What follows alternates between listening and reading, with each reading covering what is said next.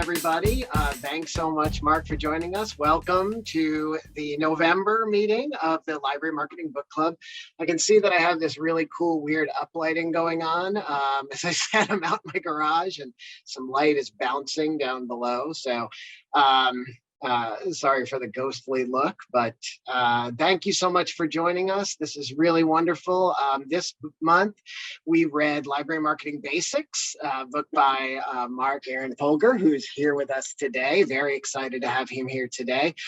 Let me tell you a little bit about Mark. So Mark is an academic librarian, as he mentioned, who received his MLIS in 2000 from University of Western Ontario in Canada. And Mark's been working in libraries, as he said, in different capacities for more than 30 years. Currently, he's coordinator of library outreach at the College of Staten Island City University of New York, CUNY. Mark's responsibilities include coordinating library marketing's outreach and activities, engage in campus community partnerships, assist in the assessment of library services and resources. He's been deeply engaged in working in various library signage activities since 2012. And that was where I had one of my, I think I've met Mark at a few other events, but got to see Mark do his presentation on signage a few years back at LMBC. It was just fantastic. Mark's written about signage audits in journals and other publications. We'll talk more about that. Mark, as he said, is an accidental library marketer. Most of his professional experience as a librarian involves the marketing of library services and resources. His research interests include library marketing outreach and user experience, or UX design. Mark is most interested in how users interact with the library's physical and virtual touchpoints, as you saw in the book, specifically the website, terminology, which I loved, signage, and promotional materials. He's written on topics ranging from marketing strategies, facility or faculty outreach, informational literacy, library jargon, and library signage. Mark wrote this book in 2019, and we'll talk more about the book today. And originally, as he said, from Montreal, Mark holds a DC in Pure and Applied Sciences from Marianopolis College, BA in Sociology from Concordia University, MLIS from the University of Western Ontario, and MA in Sociology from University of Waterloo, BD in Adult Education, so many degrees, and from Brock University. And not only that, but he's currently a 6-year PhD student in the Graduate Department of Education at University of Buffalo, SUNY, where he's working on his dissertation research. So, Mark, thank you so much. We're so happy to have you here. And yeah, if you just want to, why don't we just start give us a little bit of an overview of your backstory behind Library Marketing Basics. So I started my career as a children's librarian, and it was in my 20s, and I was really scared of children. And it was really just very, very scary for me. I don't have any kids, but I'm very kid friendly now. Like I'm okay. I'm closer to 50 now, so I'm more, but back, in my early 20s, I was thrown as a children's librarian, and then I was told that outreach is a really big part of the job. I didn't know what outreach was, and they said it was like, it's part of marketing. And again, didn't know what marketing really was. I often associated marketing with like selling, which it conceptually kind of is, So I was, again, as a children's librarian, I had to visit public schools and daycares and community centers to really promote the summer reading club and library services for children and young adults and little kids. And so it was really interesting that I had to get outside of the library and do a lot of kind of like liaison work and making connections and making relationships. And in all of my subsequent positions, going from a children's librarian in a public library to working in corporate in a biotech consulting firm, working at the CBC, which is the PBS of Canada, the Canadian Broadcasting Corporation, and then also working in academia, I've had to make connections outside of the library to develop these relationships and foster partnerships to, again, in the end, promote and raise the profile of the library. So I didn't realize that was like part of marketing. And I read Kathy's book. Kathy has an amazing book from 2009, The Accidental Library Marketer, and I'm plugging your book. And I read it, and I met Kathy in like 2011 or 2012. And I was completely, very speechless, but now I'm more comfortable interacting with her. So, I was very intimidated, but I think it was just really nice to meet another person who does not necessarily formally have a marketing background, but is engaged in really learning about marketing and studying marketing. So I was approached by Roman Littlefield. I think maybe in 2016 or 2017, I had prior finished another book on student engagement and teaching, because teaching is a part of my job, and I also don't really know how to teach, and I went back to school to learn how to teach, etc. I went to library school in the late 90s, and nobody taught us how to teach. And then we're thrown into a classroom, and I'm like, oh my God. So I was approached by Roman Littlefield, and the series editor at the time asked me to write a book about, like a practical guide for marketing. And it was part of a series. And unfortunately, she didn't like my writing. And I wrote too much, because it was supposed to be a very specific word length, and I wrote too much. And I'm sure, the book it's a big book. And I wrote too much. So she broke up with me. The series editor broke up with me. And she's like, no, I don't want to work with you anymore. And so as you'll notice, Library Marketing Basics is a standalone book. It's not part of a series. And I worked directly with Charles Harmon from Roman Littlefield as a standalone book, because my book it just went out of control. And I do have problems with editing, because I can write forever. And the book is kind of on the big side. So and I did study for it. I did do a lot of research to learn about, market research and studying your users and looking at metrics and looking at analyzing data and so you'll notice in all the chapters that it is heavily researched, and for sure, definitely. And it did take me a long time to write it. I was definitely a year late. And I mean, I have a full-time job, and I live in New York City. New York City is very expensive, and I have extra jobs in addition to my full-time job. And I'm also going to school, and I'm studying my PhD. So I have a lot of things going on. But so the book took longer and it was a big book, and it took longer than expected, because I'm, running late. And then it got done. So it got published in the kind of the beginning of 2019, and Kathy Dempsey wrote a beautiful forward, and she gave it a very favorable review. So Kathy, thank you. And I really hope that, number one, it's practical, because Roman and Littlefield they want me to write a follow-up book, and they want me to have it more of a specific focus. So that's kind of exciting. But in the meantime, I wrote another book on signage. So I'm just saying, if you go on Amazon, there's a book on signage. So yes, and I don't want to be obnoxious and plugging my other book, but what I'm saying is this book was nice because, number one, purple is my favorite color, and I love purple, and I love the cover. And a lot of times book covers are really ugly. A lot of book covers are ugly, and I really fought for a simple, thank you. It's a simple title, right? Library Marketing Basics. It is for the person who is just kind of being, introduced to library marketing as a concept, and I love the cover. So anyway, it's great. Yeah. I'm sorry if I went too long. No, if I was talking too long. Sorry. You're fine. No, you're doing great. No, it's awesome. But I think that definitely it's clear when you read the book that it's something that does speak really well to beginning marketers, to beginning library marketers in particular. It's, and accidental library marketers too. We read The Accidental Library Marketer earlier, which was another great, another great resource for people. But yeah, when I was reading this, that's all I could think of was oh boy, I just think everybody, whether or not they'd had library marketing experience, this is another one of those books that really belongs on your shelf. It was fantastic. So I'd like to open it up to the group to see what kind of feedback or reaction do you have reading the book? And there's many people here, so you may just need to butt in if you want to.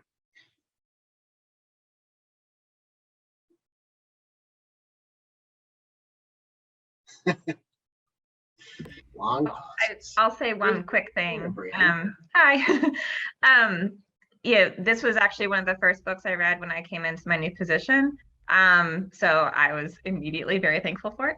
Um, but also, I really enjoy that you provide extensive examples from a multitude of types of libraries. So, because it's not Right. just to say that, what a public library does is, so I'm public. It doesn't mean that like how academic library, what sort of some of their plans would look like or how the differences are, doesn't mean that I can't also similarly learn from those and have a better understanding of what I'm doing almost in contrast to what other types of libraries do. So that very much appreciated that. I'm glad. That's great. I want to give as many like real examples and different kinds of libraries as well as corporations because I want to compare that, what a corporation can do is transferable to what a library can do. And another thing too is my campus is we just got a 60% budget cut. So we're like the budget cut is again 60% less. We have zero money. So everything that I do in the library is paid by me. Everything is paid out of pocket, which is fine. I like spending money, so it's fine. But every so it's just interesting that some libraries have like huge marketing budgets, but we have nothing, like zero, nothing. So and you can make things affordable, of course, Sure. but a lot of times, a lot of library staff don't want to pay out of pocket, which I get. You shouldn't be paying out of pocket. I want to just emphasize, don't pay out of pocket. I just choose to because I want to make students and I want library users to have a positive, fun, welcoming experience. It's all about the experience. So, anyway, but thank you, Yeah. Brian. Yeah, I think, Brianna, you're right. I hit on, definitely took some notes on that too. Mark, I really liked, in the social media chapter. So just to jump around a little bit, but in the social media chapter near the end where you talked about uh, how approachable and inexpensive, even though, some of them may use a little expense, it can be to do some really good video that's really useful in social. So you talked about, somebody doing a library tour, a video library tour. And, there's a lot of great ideas I think a lot of libraries can use for, to get out there easier. Something else you talked about, I really liked in the beginning of the book, was you talked about building relationships with local reporters and and I mean I think this is something common we talked about in other things, but building relationships with local contacts, and not only just with local contacts but also building relationships with other libraries in your area, so like an academic library and a public library. When people are looking to build some of those relationships, what are some things that what is some advice you would give to somebody who's looking to develop those relationships, or things they might want to expect or look out for? Okay. So we currently at my campus we have a relationship with three high schools and Oh, okay. and two branches of the public library. So I think it's just constant communication. I don't know. I don't know. I mean, I'm not this. This is it's based on experience that I've had at other institutions where Yeah. like, oh, I'm developing a relationship with the psychology department, so Yep. I'm contacting the chair. So in this case of NYPL, so New York City has three different systems, which is so it doesn't make sense. So New York City, the five boroughs, has the New York system, which encompasses two out of the five boroughs, and then Queens has its own system, and Brooklyn has its own system, right? So and Oh, then the wow. three remaining boroughs of Staten Island, Bronx, and Manhattan has another system. So on Staten Island is the more conservative, more of a conservative suburban borough of New York City. Hmm. So it is more conservative, more Republican, more suburban. There's houses. Hmm. It's part of the New York Public Library system. So I've developed relationships with several branches around the campus of NYPL, and I'm in constant communication with them even during COVID when they couldn't come to campus. So I'm developing consistent communication where it's ongoing. In addition to high schools, in addition Hmm. to the education department and the liaison from the college campus to the high schools. So I guess I mean in terms of advice, it's about being consistent and I answer my emails right away. That's just the kind of person that I am. That and also that I'm available if they have to for a phone call, or now when we're in the period of COVID, a Zoom call. And I think Zoom calls are probably going to be here to stay. So Yeah. Zoom is going to be, I think, a regular part of our personal and professional lives. So I don't know if that's actual advice, but I keep it Yeah. consistent and I'm not flaky. So in other words, we're supposed to. I'm biking, and I think Kathy should, just to let you know, it's really crazy. I live in Lower Manhattan. If any of you know New York City, Mhm. and I bike 13 miles a day through New Jersey, to get back onto Staten Island, because I avoid the streets of Staten Island because it's very dangerous for cyclists. So it's pretty crazy. So I commute on campus, and we only have 10% of students on campus. So I'm on campus with 10% of students, but in the spring, it's supposed to be like 70%. Like it's supposed to be more quote unquote normal. So in the spring, I think the New York Public Library, they come to visit. They come to visit once a month. They come to our campus, Nice. and we promote them. They promote us. They Yeah. promote public library resources for college students. We promote again. We promote the public library as a resource. We promote public library databases that from the NYPL. So we cross Mhm. promote, and we kind of do it in a reciprocal manner. So I Nice. think I think reciprocating and Yeah. promoting each other. I think that's just it's a win-win. So Yeah. I don't know if I've answered the question. Oh, that's I'm trying to, but You're doing great. okay. You're doing great. No, I appreciate it.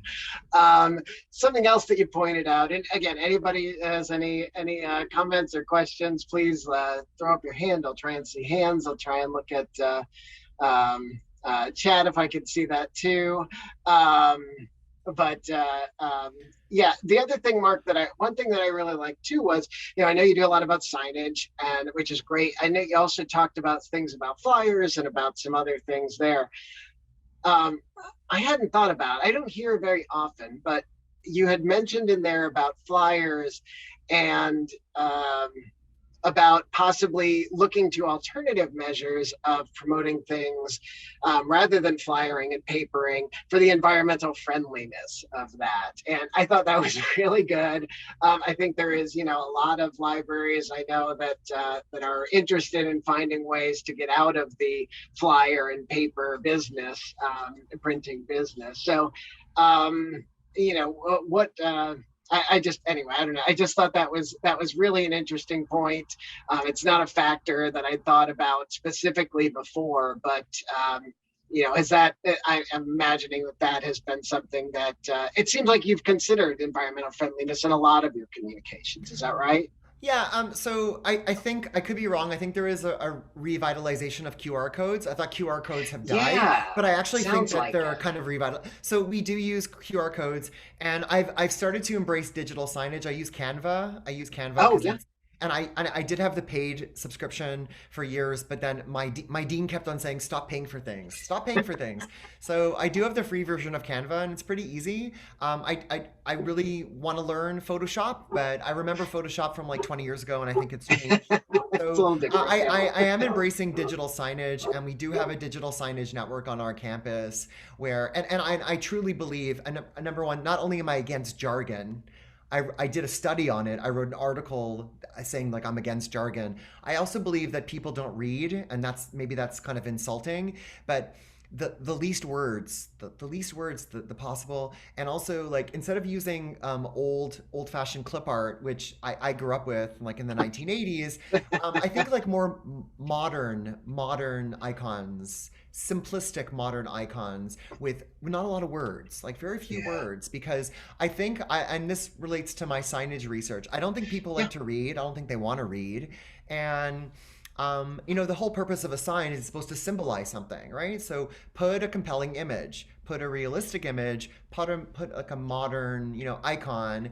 Clip art can be cute, but I'm kind of like anti-clip art, anti-jargon, and I hope that kind of answers Yeah. your question. That Yeah. with digital signage, you want to have like, there's and this is in my book, in my upcoming Yep. book, but there's different kinds of digital signage for different kinds of places, right? So there's like point of sale, there's like point of wait, and there's also like point of transfer, or when you are moving, like say through the airport, right? So Hmm. some signs when you're waiting in a line, those signs can have more words Yeah. because somebody's Yeah. waiting, right? So you can have more words. But yeah, I am anti-clip art, anti-jargon. Sorry. And that's Kathy's mentioned in the chat. But like, like so a point of wait sign, you can have a little bit more words. But a point of transfer, which is, let's say you're walking through a thoroughfare, you don't want to have a lot of words because people don't have time to read it, right? Yeah. And then a point of sale, which are at let's say at end caps, which are like at end cap displays, So, but I really don't think we should have a lot of words. You can make a really amazing statement and promote something, and you don't need to have a lot of words. It doesn't have to be like the Constitution. We had a code of conduct, and I made fun of this in my signage presentation, where we had a code of conduct that my dean created that had just so many words, and I really believe that like library users are not going to read it, so and so in the book I really focus on simplicity, and I think that's really important. So yeah, I have embraced non-paper types of promotional materials, even though I Thank think you, I am sir. old-fashioned. Kathy, you had your hand up, or no? I, Yeah, Kathy. I did. Thank you for calling on me, teachers. Um, I wanted to just jump in and agree Yeah. with Mark on, well, lots of things, but especially the simplicity of the signage and the fewest words possible. And don't put big, beefy signs with lots of words on the doors of your library, because that's a transit area. People are not going to stop in front of your door and read this giant, billboard thing. Because, people are coming behind them, people are moving. And I see so many libraries putting signs on their entry doors. And I think that's a place where they're just not going to be read. Yeah, Mark and Kathy. I mean, what do you, what have you found that works better in those transition areas? I mean, is there a good guideline? Like here's what I've heard. I've heard some different things, like 10 to 15 feet inside an entrance might be a place, or the other thing is where, if you watch people and where they kind of stop, and that's where they're making a decision. Like what has worked for you, Mark? Not to sound creepy, but we follow, we watch our users, we That's study our great. users, and we study the different pathways that they take. Yeah. And we created, and it's in an article from several years ago, we created a locator map, and a locator map has the different touch points. And the touch points are also, it's kind of a UX terminology, but it relates to like nodes or decision Mhm. points. And we're able to study our users and just observe them and to see where they make decisions. And that's a really good place to have a sign, I think. And obviously at eye level, and also we also do a lot of user research. So students say, make it big, make the sign big, right? Now some students say make it funny. I don't have a sense of humor, I don't have sarcasm in me, so I'm not a funny person, so I can't make a sign funny. But they do say like make it big, Yeah. and students will say we don't read the signs, there's too many words, like so we constantly study our users. I've done semi-structured qualitative interviews. I've done focus groups. I've done A/B testing. So I mean, I do that kind of testing, and I go to Costco with friends who have Costco memberships, and we get students like candy and chocolate and pens as the incentives. We can't afford Mhm. Amazon gift cards at my library, but so in other words, observe your users Yeah. and see how they navigate the built environment, the physical facility, and and I agree with Kathy, like, look at the point of transit, look at where they make decisions. Like, you know, it makes sense to put a sign in front of an elevator because you wait for the elevator door to open, you know, and then like at the top of the stairwell, because top of the stairwell, they're either going to go up or they're going to go onto that landing. So, I mean, I think a lot of it. Oh, definitely inside the elevator. I agree, Michelle. I've also read about even inside restrooms, like, you know. So I mean, I have to say a lot of this is common sense, and I don't. I'm not saying that in a, but you know, another thing too, which I also want to emphasize, that's also part of the book that is about signage, is be friendly. The previous chief librarian had a lot of like threatening signs that were really passive aggressive and punitive, and they were really mean. And in terms of like UX is about psychology. So UX is not just about the website; it's about the physical facility. And so if you want to create an emotionally, you know, positive experience, have friendly signs. Don't have threatening signs. And you know, and I think I've been really talking about that for so many years, that, you know, and for me as a polite Canadian, because that's the stereotypical I'm polite Canadian, I don't really believe in saying no. So in a library, why don't we emphasize of what they can do instead of what they can't do? And that's just my belief. A lot of people don't agree with me, so it's fine. Like, I'm not gonna, you know. A lot of people don't agree that, like, we shouldn't say no cell phones. What you should say is, use your cell phones, I mean, for speaking, not for texting, but use them outside, or use them, you know. But again, that's just my philosophy of signage.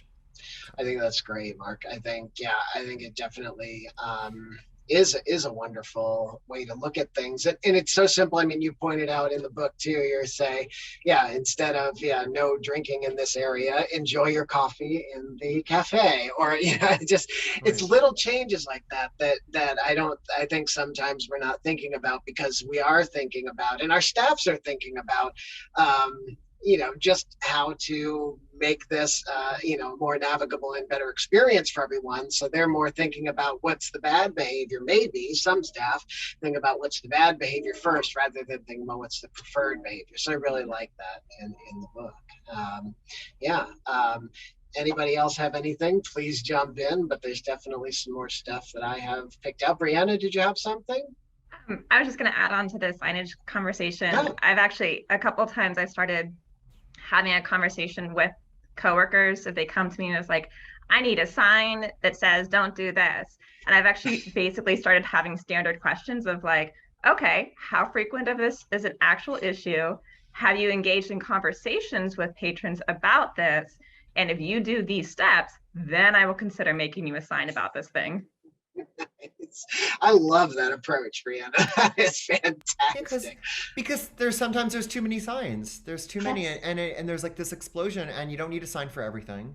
And I agree with you. There needs to be criteria to create a sign. I agree completely.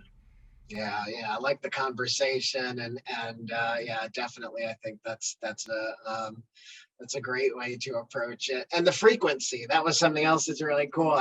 We've been talking about, we hear that, and this is legit. I mean, a lot of people come into libraries. We don't have faxing service. And a lot of people come into our libraries asking for faxing. What we hear from staff is people are asking for faxing all the time. And if it's true, I would love to get some quantification from them of it being true. So if I have them track it, then there you go. They can try it out. So then we have some data to say, here is the need for faxing. Can we do something about it? Or how can we get some better support?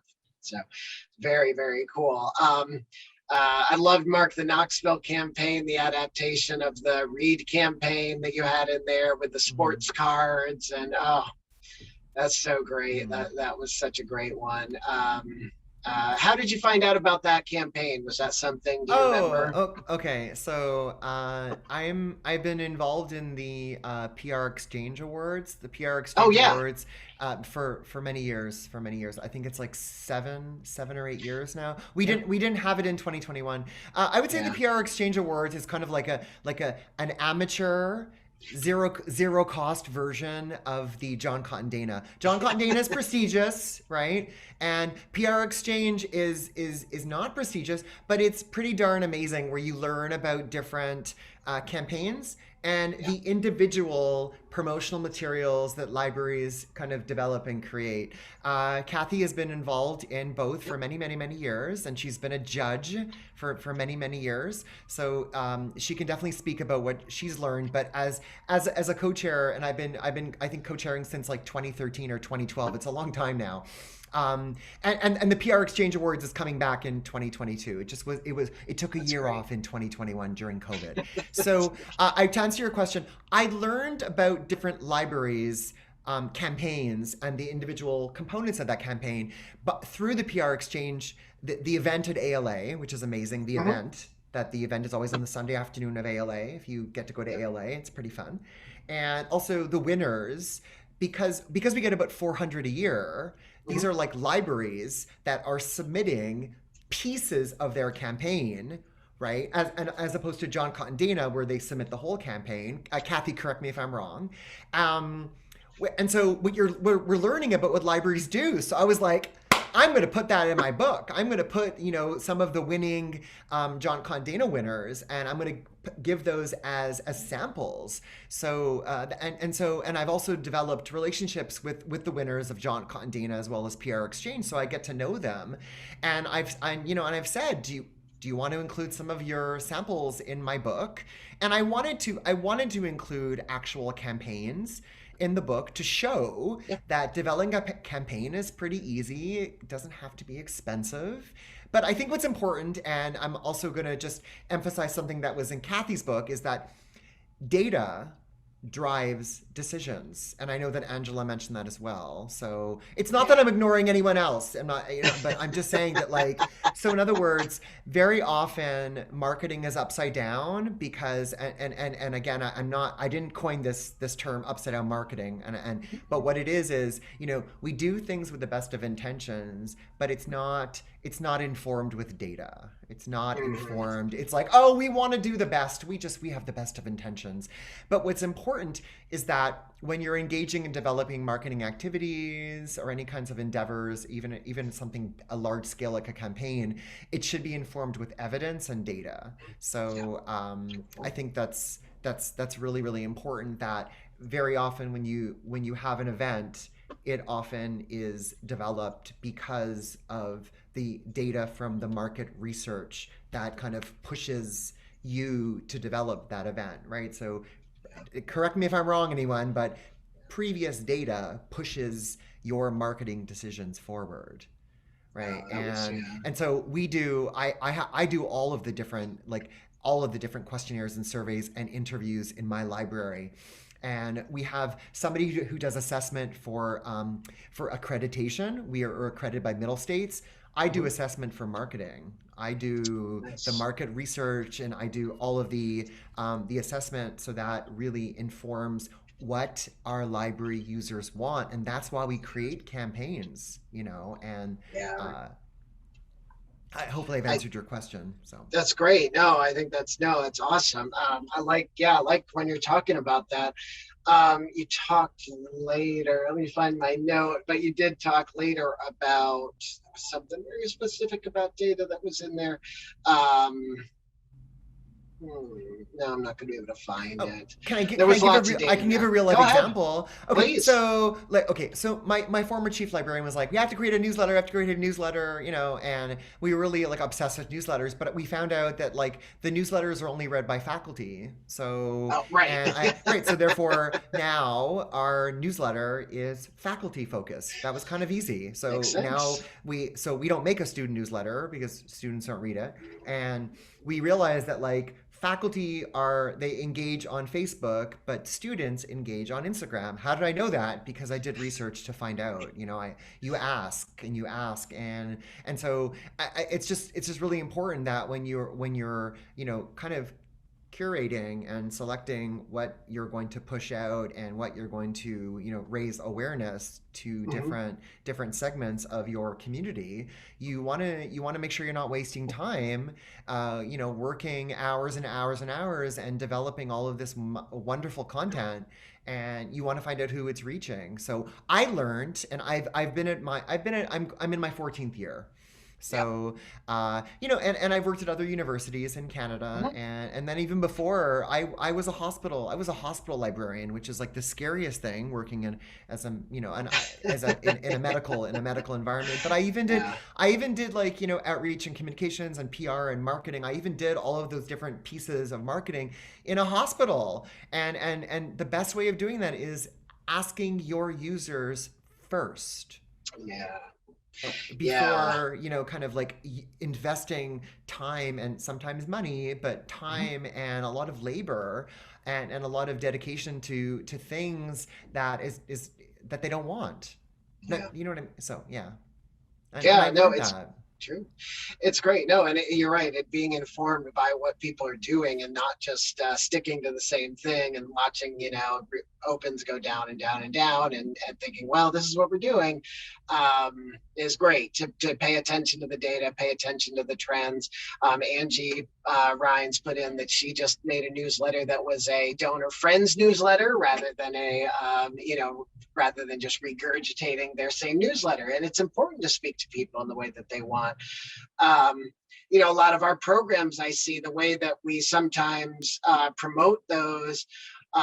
We're promoting them sometimes with the child audience kind of in mind, and not maybe always thinking about, well, it's the parent that's reading this, so what's the benefit we're getting for the parent? So there were two questions that I really liked in I think this was in the brand research, where you talked about how does the library make you feel? Like, how does using the library make you, how do you feel when you use the library? That one was good. The other one I really liked was, so this is more about the qualitative data, I guess. What do you do when the library is closed? I thought that is such a great question to learn about how people are doing things, and what are people's behaviors and what are people's desires. So do you have any experiences or anything to share about gathering that type of data that's been useful for anything that you've done, Mark?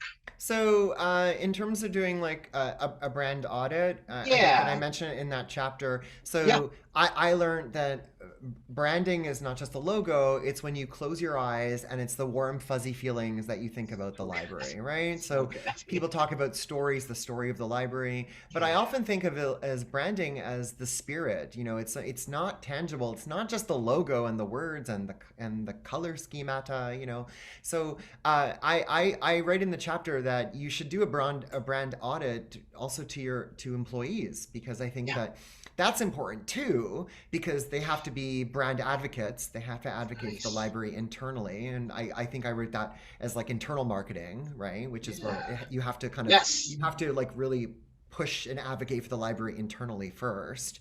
And also, asking users. And I think asking users and asking employees is really key, just to really understand what the library means to employees and what the library means to users.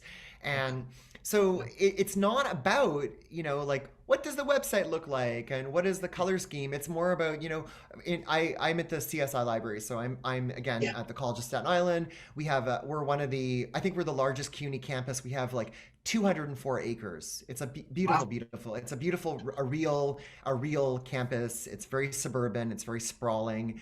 And and the library's in the middle. It's really like the heart of the campus.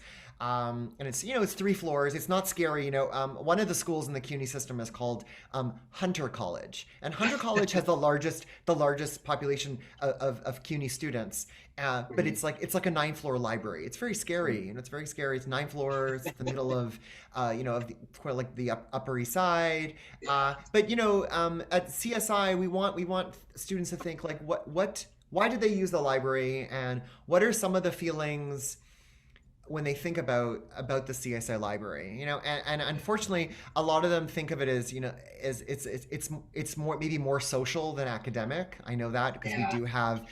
we do have a problem with behavior and birthday parties and pizza parties and other kinds of, it's a little bit too social, but students feel comfortable to hang out there because it's the only place on campus with, each of our chairs are like $2,000. So they're very, very, very comfortable, very, very comfortable, expensive chairs. They love the chairs. They love that it's like warm. They love that, there's certain carpets and lots of wood, very, very, cathedral ceilings. So it is a beautiful library. And they would rather hang out there than other places on campus. So those are some of the things that we're looking for. Like, why do you go to the library? And what Yeah. do you do at the library? And what are some of the feelings that are associated with the library? And I think that's what branding is all about. It's much more than just like the logo, Yeah. in my opinion. And also in my research, I've learned that branding goes beyond just like the logo and the color schemata and the lettering and yeah. So, Yeah, that's excellent. No, it's great. Yeah, it's important, and important to consider that it's much more than a graphic or a brand image or brand standards kind of design. That's only part of it. We have a very cool little survey somebody's sharing in the chat. Carrie, thank you. That's really cool. Or who's sharing it? It's Carrie. Uh, Very Chris. good. Yes, go ahead. Hey, Lori, go. Hi, how are you doing? Yeah. I saw this a while ago and I love this. And it says if nobody else is marketing, the people that work there are. We actually had one person that was he was never going to make us look good. He is no longer with us. But anyway, this is what I go by: is your smile is your logo. Your personality is your business card. How you leave others feeling after having an experience with you becomes your trademark. Oh, very nice. Yes. I didn't share come that in up the with group. that. That's great. It's very good. I have it on my bulletin board to remind me. That's very good. We're as much a marketer as the library space itself. Of course. No, it's very good. I agree completely. We're as frontline, I normally, before COVID, I would work at the reference desk, and as a frontline, I am always have to advocate for the library by promoting, and I do smile. I mean, I'm generally a friendly person anyway, and I'm extremely polite. And I do smile and greet people, and I'm very formal, and so I agree completely. In the classroom, we teach one-shots and credit-bearing courses in our department. In the classroom, I promote subject librarians. I promote, it's just it's not only part of my teaching method, but there's also I sneak marketing in there, right? I kind of embed it into my teaching as part of the class. So I agree completely that you are the front line, the face, and I agree completely with your metaphors of that the trademark and the all of the different things that you mentioned just 2 seconds ago, where you are doing it through which is WOM, word of mouth marketing. I mean, I think it's really word of mouth marketing by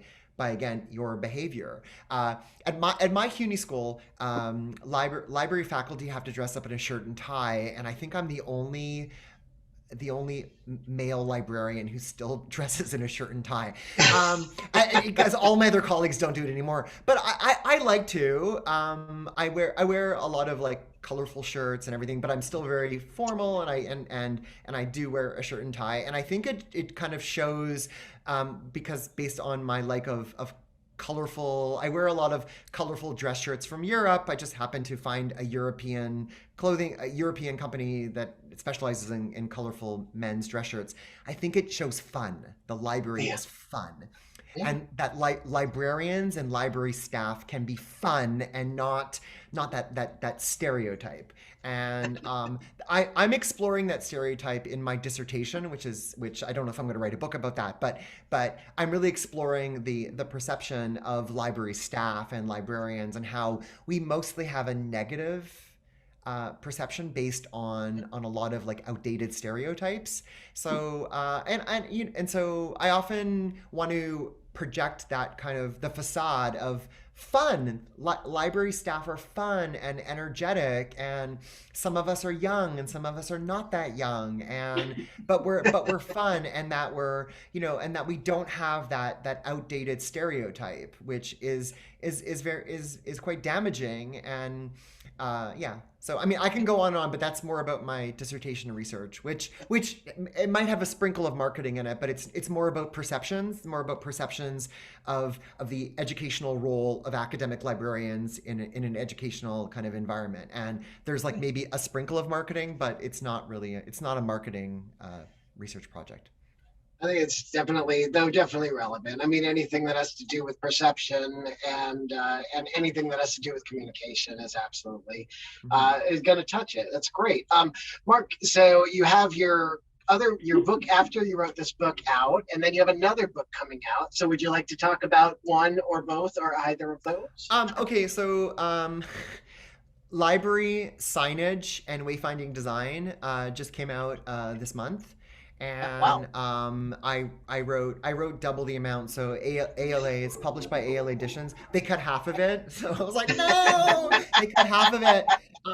So that book just came out this month. And then Roman and Littlefield asked me to do a follow-up book to Library Marketing Basics, but to do something a little bit more specific. So I can't share because we're still in the contract phase, but That's they okay. want me to do something more specific that would be like kind of like a follow-up or part 2 of Library Marketing Basics.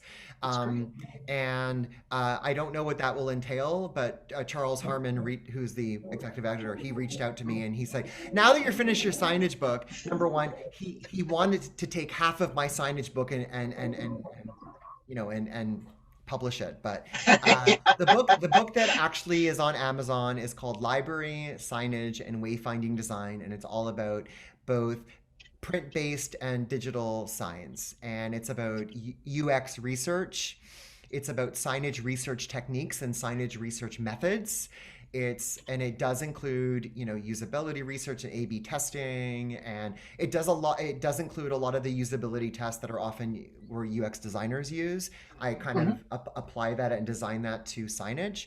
It talks about signage, it talks about digital signage, it talks about the ADA, the Americans with Disabilities Act, and it talks about the history of signs and just really the focus on the signage message and its connection to marketing.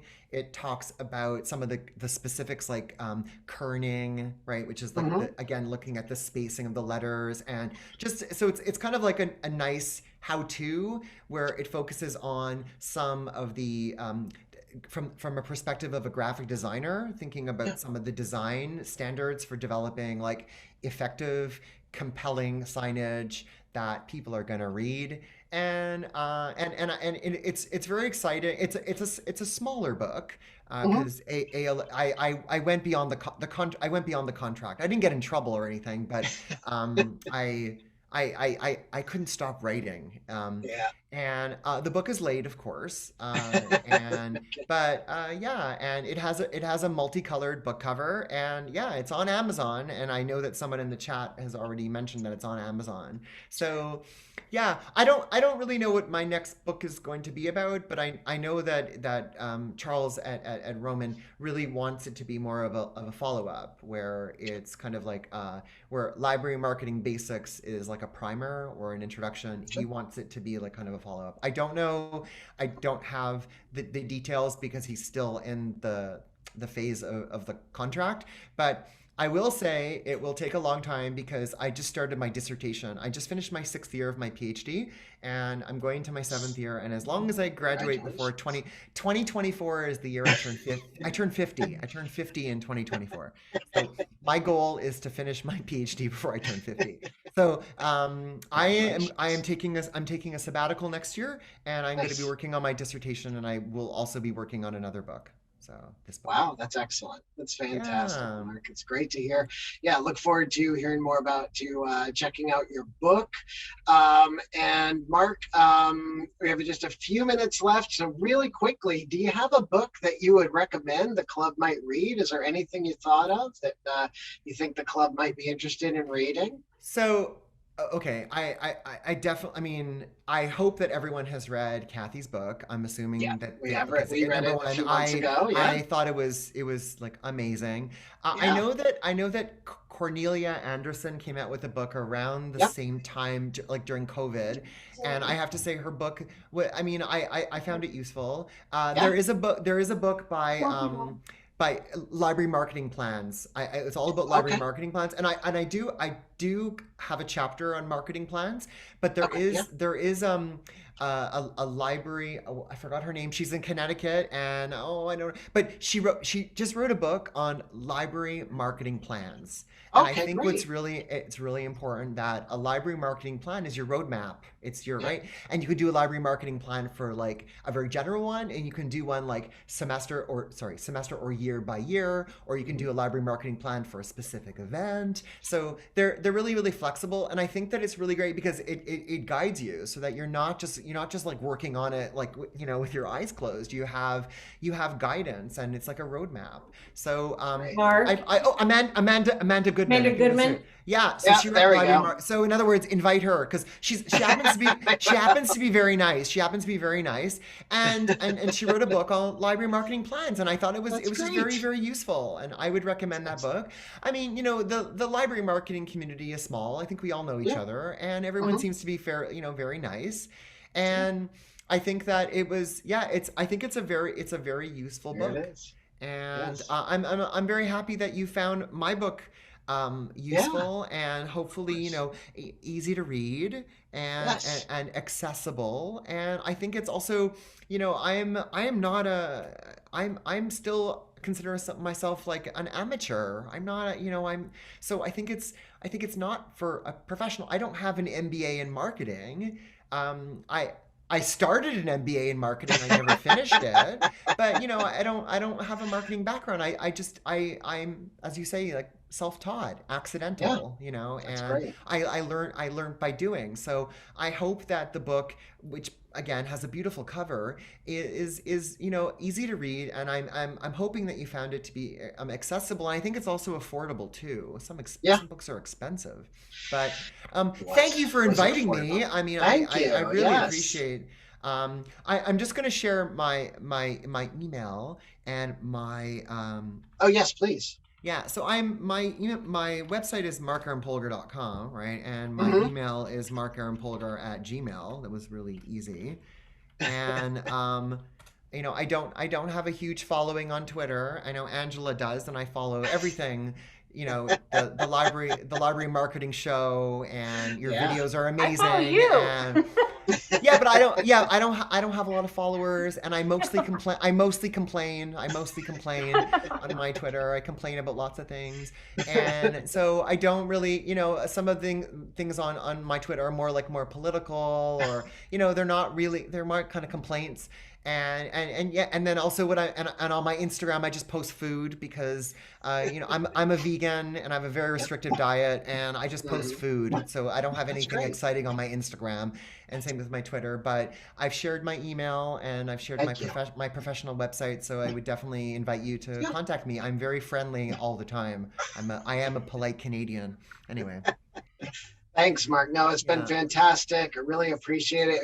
It's a great book for those who haven't had the chance to read it yet. Please make sure to get a copy. You can get it on Kindle, which I love. That it's available in a couple different formats.